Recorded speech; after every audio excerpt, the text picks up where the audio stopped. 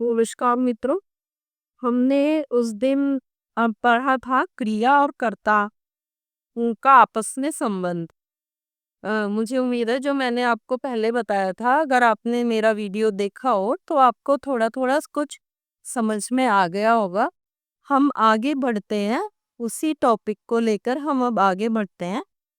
ये था क्रिया होती है पट्टी। ज्यादातर क्रिया कुछ भी हो सकती है, लेकिन हम पट्टी से ही स्टार्ट करते हैं। ये मैंने आपको अपने पिछले वीडियो में भी बताया था कि पट्टी भी हो सकता है। जाना है तो गच्छति होगा, लिखना है तो लिखती होगा। उसके रूप हम आगे देखेंगे, लेकिन अभी हम आपस में इनका संबंध देखेंगे। जैसे पट्टी है एक वचन, तो एक वचन के इसमें क्रिया कर्ता लगेगा। अब एक वचन के कर्ता पुल्लिंग के अलग है। संस्कृत में 3 लिंग होते हैं, पुल्लिंग, स्त्रीलिंग और नपुंसक। संस्कृत में 3 वचन होते हैं, एक वचन, द्विवचन और बहुवचन। एक वचन आता है एक चीज के लिए, एक इंसान के लिए, एक आदमी, एक लड़की। द्विवचन होता है दो, दो किताबें हो सकती हैं, दो लड़कियां, दो बच्चे। और बहुवचन होता है दो से ज्यादा, कितने भी, सब के लिए होता है बहुवचन। तो ये तो एक चीज हो गई। इसके बाद हमने उस दिन पढ़ा था मध्यम पुरुष। मध्यम पुरुष में आता है पटसी। मध्यम पुरुष मतलब सेकंड पर्सन, और उसमें आता है त्वम। त्वम मतलब तुम। तुम के साथ पटसी आएगा, इसका कोई भी और विकल्प नहीं है। अगर आप कहीं भी पटसी देखें लिखा है तो उसके साथ कर्ता हमेशा ही त्वम होगा। कोई और इसके साथ पटसी के साथ आ ही नहीं सकता है। एक वचन में पटसी का कर्ता हमेशा तुम होगा। तुम और पटसी ये मान लीजिए आपस में बिल्कुल जुड़े हुए हैं, ये कहीं और आ ही नहीं सकता। युवाम मतलब तुम दो, द्विवचन हो गया, तुम दो के लिए आ गया युवाम। युवाम के साथ हमेशा पटथा ही आएगा। तुम के साथ, तुम के साथ हमेशा पटसी। युवाम मतलब जहां तुम दो होगे उसका कर्ता होगा युवाम, और उसके साथ हमेशा ही क्रिया पटथा। ये बाद में था के साथ विसर्ग आएगा। शुरू में हम अर्थ के अनुसार कोई भी क्रिया लगा सकते हैं। तुम के साथ बाद में सी आएगा। शुरू में हम अर्थ के अनुसार कोई भी क्रिया लगा सकते हैं, लेकिन जो बाद वाला है वो सी ही आएगा। इसमें थ के साथ विसर्ग मतलब तुम दो। कोई और इसका विकल्प नहीं है, हमेशा युवान के साथ पटथा आएगा जहां पे भी तुम दो की संस्कृत होगी। फिर आ गया तुम सब।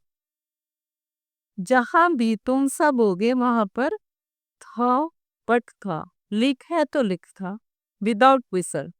बिना विसर्ग के था मतलब बहुवचन तुम सब। यूयम, तुम सब की संस्कृत होती है यूयम।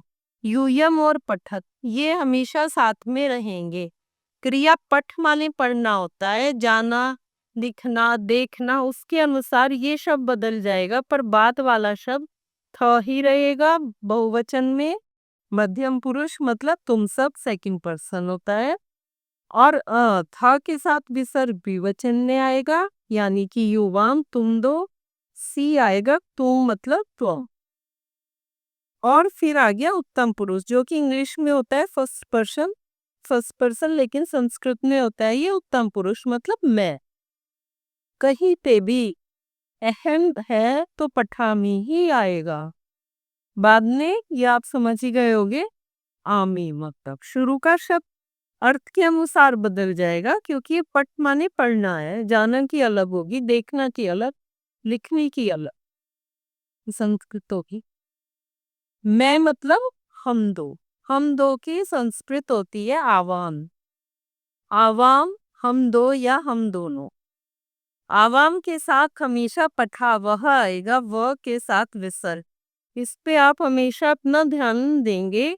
कहीं पे भी श्लोक है या कोई भी सेंटेंस है, अगर उसमें मान लेते हैं कर्ता नहीं दिया गया, केवल पठावा लिखा है और आपको कर्ता जानना है, तो आप बिल्कुल बिना सोचे समझे हम दो के साथ लगना ही है, आवाम ही आएगा।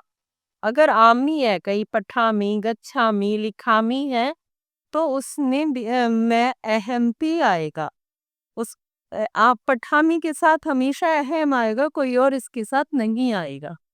ऐसे पठामह मतलब म के साथ विसर्ग, इसके साथ वयम आएगा मतलब हम सब। तो ये सबसे ज्यादा सरल और याद रखने वाली चीज है कि सी है तो त्वम, आमी है तो अहम, शुरू की क्रिया के अनुसार बदलती रहेगी। युवाम, थ के साथ विसर्ग है तो तुम दो मतलब युवाम, व के साथ विसर्ग है तो हम दो मतलब आवाम, ख है बिना विसर्ग के तो तुम सब मतलब यूय, म है विसर्ग के साथ यानी हम सब वयम। ये सब आपस में बिल्कुल जुड़े हैं, इनका कोई विकल्प नहीं है, तुम ये ऐसे ही आने हैं। अब ये हम ले लेते हैं प्रथम पुरुष। तो प्रथम पुरुष का स्कोप बहुत वाइड है। जैसे प्रथम पुरुष में पुल्लिंग में बालक, लड़का सारे नाम आ जाते हैं, सारे सर्वनाम आ जाते हैं, जो भी हम पुल्लिंग के साथ प्रयोग करते हैं उनके साथ पठती आएगा, एक वचन। मतलब तुम और मैं से अलग अगर एक वचन की का करता है तो पठती ही आना है। बालिका है मतलब स्त्रीलिंग का कोई भी एक वचन का शब्द है, या नपुंसक लिंग का कोई भी एक वचन का शब्द है, सबके साथ पट्टी आएगा। पट्टी मतलब ती। बाघ का शब्द हम याद रखेंगे हमेशा। इसे बोलते हैं प्रत्यय। प्रत्यय और उपसर्ग होते हैं, ये चीज हम आपको फिर आगे मैं बताऊंगी। उपसर्ग जो शुरू में लगते हैं, प्रत्यय जो शब्द किसी भी शब्द के साथ बाद में ऐड होता है, तो ती बाद में ऐड हुआ है प्रत्यय, ये चीज बाद में आएगी। अभी आप सिर्फ क्रिया और कर्ता का आपस में संबंध देखिए। जहाँ ती आ रहा है वह एक वचन का शब्द आएगा, तुम और मैं से अलग। तुम और मैं के अलग जो भी हम सर्वनाम या नाम, प्रोनाउन या नाउन यूज करते हैं उन सब के साथ पट्टी ती ही आना है। फिर आ गया द्विवचन। द्विवचन में तऊ सर्वनाम का शब्द हो गया, बालक हो गया, छात्र हो गया।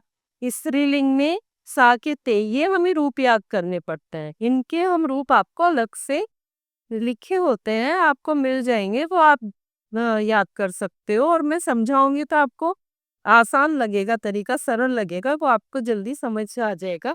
यह नपुंसकलिंग त पट त ही आना है, चाहे स्त्रीलिंग हो, चाहे नपुंसकलिंग हो, चाहे पुल्लिंग हो।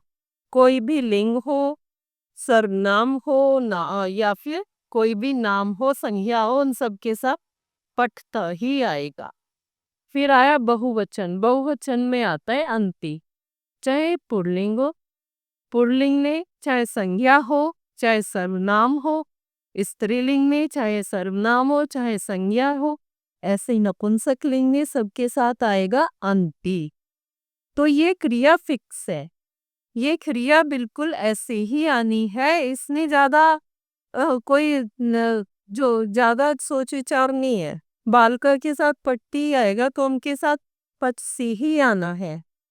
फिर हम इसके बाद आते हैं हमारे काल, मतलब भविष्य काल, भूतकाल, वर्तमान काल। वो चीज डिफरेंट हो गई। लेकिन ये जो पठती, पठते, पठंती है, पठसी, पठते, पठक, पठामी, पठावे, पठाव, ये है वर्तमान काल की क्रिया, मतलब प्रेजेंट टेंस।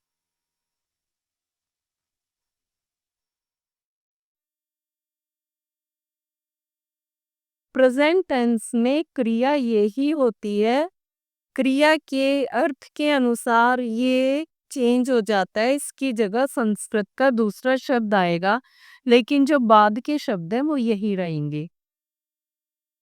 ठीक है, आपको मुझे आशा है कि जो मैं आज समझाया है आपको वो सब समझ आ गया होगा। धन्यवाद मित्रों। अब मैं आपको नेक्स्ट लेसन आगे दूसरे, ये वर्तमान काल आज हमने पढ़ा है, नेक्स्ट में हम पढ़ेंगे भूतकाल की क्रिया। धन्यवाद।